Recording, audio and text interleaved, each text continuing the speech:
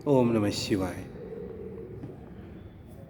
संत तुकाराम महाराज यांची गाथा श्री देवडीकर महाराज यांनी लिहिलेली तुकाराम महाराज यांची गाथा. अभंग आहे 3071.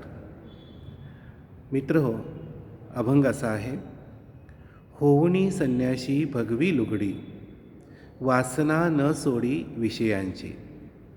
तुकाराम महाराज आपल्या दांभिकतेवर नेहमी घाव घालतात, वर्मावर घाव घालतात, पण सत्याचा मार्ग दाखवतात. कसं लिहिलं आहे बघा. अभंग आहे 3071.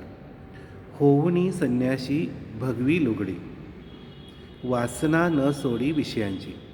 काय उपयोग आहे भगवी वस्त्र नेसायची आणि वासना ठेवायची, दुसऱ्याकडे वाईट नजरेनं बघायचं? हे किती चुकीचं आहे. असे संन्याशी भगवं वस्त्र घातलेले खोटे साधू संत आपल्या अवतीभोवती फिरत असतात. तुकाराम महाराज आपल्याला सावध करतात. होऊनी संन्याशी भगवी लुगडी, वासना न सोडी विषयांची. निंदिती कदान्न इच्छिती देवांना, निंदिती कदान्न इच्छिती देवांना. पाहताती मान आदराचा. मान कसा मिळेल, मला मोठं कसं म्हणतील याची अपेक्षा ठेवायची. पैशाचा लोभ ठेवायचा.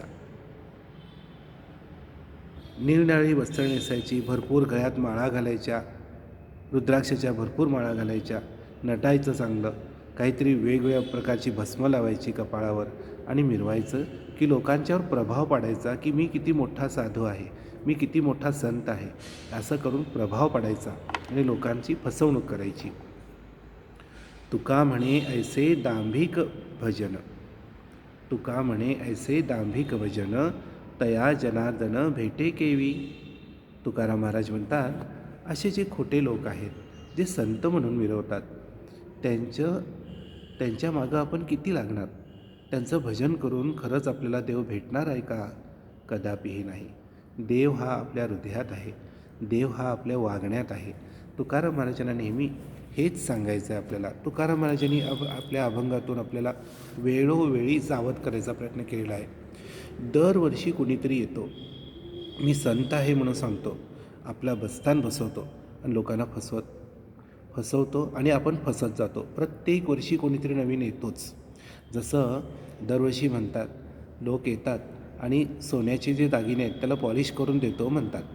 दरवर्षी लाखो रुपयाची फसवणूक होत असते, तरीही आपण काय करतो, आपल्या घरातले दागिने काढून त्यांना देतो, पुन्हा फसतो. आपलं संतांच्या बाबतीतलं हे असंच आहे. संत ओळखायला शिका.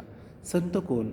जो संत आहे तो दिखावा करत नाही, जो संत आहे तो काही मागतच नाही आपल्याकडे, जो संत आहे तो मिरवत नाही, तो कशाचाही संग्रह करत नाही.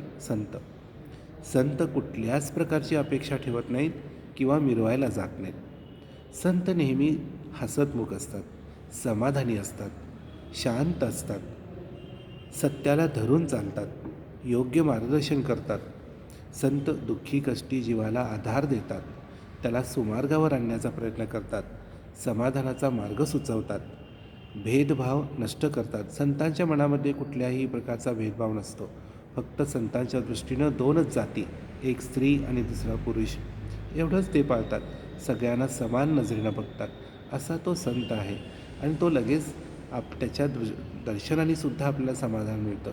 जे प्रभाव टाकतात त्यांच्या मागे न लागता आपण असंच काहीतरी वागत राहावं. संत बहिरंगापेक्षा अंतरंग शुद्ध ठेवण्याकडे जास्त लक्ष देतात. बघा, छान छान कपडे घालायचे, भगवी वस्त्र नेसायची, अलंकार घालायचे, आसनावर बसून दाखवायचं, आसनसुद्धा भरपूर नटवायचं. असं केल्यानंतर प्रभाव पडतो, बरोबर आहे. पण अंतरंगाची शुद्धी कशी होणार? खरे संत जे असतात ते अंतरंगाकडे लक्ष देतात, बहिरंगाकडे दुर्लक्ष करतात. खरे संत आणि खोटे भोंदू साधू संत यातील फरक आपण जाणला पाहिजे. आणि म्हणूनच जे चांगले ग्रंथ आहेत ते ग्रंथ आपण आपल्या वाचनात ठेवले पाहिजेत. तुकारामांची संपूर्ण गाथा आपल्या जीवनामध्ये आपल्याला योग्य मार्गदर्शन करते. म्हणूनच मित्र हो, आपण अशा चांगल्या ग्रंथांचं आकलन करूया, आपल्या चांगल्या ग्रंथांचं वाचन करूया. तुकाराम महाराजांना खूप खूप साष्टांग नमस्कार. ओम नमः शिवाय. ओम नमः शिवाय.